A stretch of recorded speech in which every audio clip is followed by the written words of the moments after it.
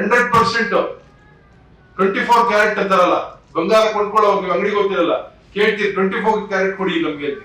ಯಾಕಂದ್ರೆ ಅದು ಒಳ್ಳೆ ಕ್ವಾಲಿಟಿ ಇರ್ತಕ್ಕಂಥ ಬಂಗಾರ, ಅದ್ರಲ್ಲಿ ಏನು ಕೂಡ ಕಲಬೆರಕೆ ಇರೋದಿಲ್ಲ ಅಂತ. ಆ ರೀತಿ ಯಾವುದೇ ಅಧಿಕಾರಿಗಳನ್ನ ನಮ್ಮ ತಾಲೂಕು ಮಟ್ಟದಲ್ಲಿರ್ಬೋದು, ನಮ್ಮ ಜಿಲ್ಲೆ ಮಟ್ಟದಲ್ಲಿರ್ಬೋದು ಬರ್ಬೇಕಾದ್ರೆ ಒಂದೇ ಒಂದು ನಯ ಪೈಸೆ ಭ್ರಷ್ಟಾಚಾರಕ್ಕೆ ಅವಕಾಶ ಇದ್ದಿದ್ದಂಗೆ ಅವರೇ ಟಿಫನ್ ಕಾಫಿ ಕೊಡಿಸಿ, ಅವರೇ ಬೇಕಾದ್ರೆ ಊಟ ಕೊಡಿಸಿ ಕಳಿಸ್ಬಿಡ್ತಾರೆ. ಈ ಲೆಟರ್ ಬಂದ್ರೆ ಅದನ್ನೇ ವ್ಯಾಪಾರ ಮಾಡೋದಿದ್ದಾರೆ ಬಹಳ ಜನ ನಮ್ಮವರೆಲ್ಲ ಕೂಡ. ಈಗ ಇಲ್ಲೇ ಇದ್ದಾರೆ ಕೇಳಿ, ಇಒ ಅವರು, ನಮ್ಮ CDP ಅವರು, ನಮ್ಮ ಜಿಲ್ಲಾ ಇವರೆಲ್ಲ ಕೂಡ ಆ ರೀತಿ ಪಾರದರ್ಶಕತೆಗೆ ಪಾರದರ್ಶಕತೆ ಆಡಳಿತ ಇರಬೇಕು ಅಂತ ಹೇಳಿ ಅಪೇಕ್ಷೆ ಪಡ್ತಕ್ಕಂಥವ್ರು. ಇನ್ನ ಕೈಲಾದ್ರೆ ಅವ್ರ ಕೈಯಿಂದ ಕೊಡ್ತಾರೆ. ನೀವೆಲ್ಲ ಅವ್ರಿಗೆ ಗೌರವ ತರಬೇಕು ಅಷ್ಟೇನೆ.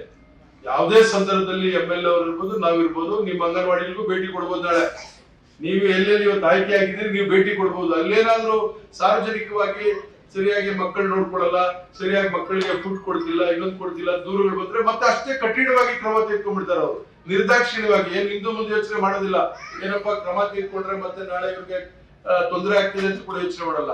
ಅದಕ್ಕೆ ಯಾವ್ದಕ್ಕೂ ಅವಕಾಶ ಕೊಡದೇ ಇದ್ದಾಗೆ ನೀವೆಲ್ಲ ಒಳ್ಳೆ ಕೆಲಸ ಮಾಡ್ಕೊಂಡು ಹೋಗ್ಬೇಕು ಅಷ್ಟೇ. ನಾವು ನಿಮ್ಮಿಂದ ನಿರೀಕ್ಷೆ ಮಾಡ್ತೀವಿ, ಏನು ನಿರೀಕ್ಷೆ ಮಾಡ್ತೀವಿ. ನಮ್ಮ ಮಕ್ಕಳು ಒಳ್ಳೇದಾಗಬೇಕು, ನಮ್ಮ ತಾಲೂಕು ಒಳ್ಳೇದು ಹೆಸರು ಮಾಡ್ತೀರಲ್ಲ, ಎಲ್ಲ ಮಾಡ್ತೀರೇನಮ್ಮ?